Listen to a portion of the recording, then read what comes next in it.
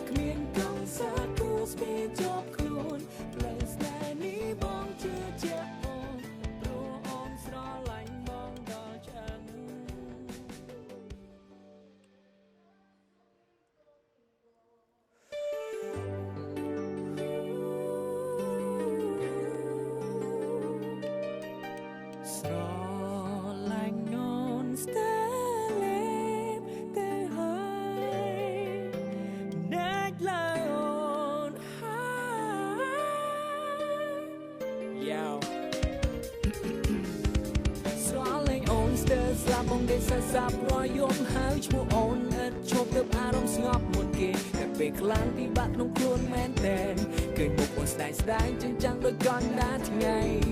គេងយ សំរយយកថាអូនជប់ស្រឡាញ់បងញាក់កន្ត្រាំម្ដងអារម្មណ៍បងសែងសងវេបងអង្គុយមិនឈប់នៅចាំឆ្ងាយស្អែកព្រះអាទិត្យរះផ្លែមួយឆែករំអូនភ្លៀងស្រ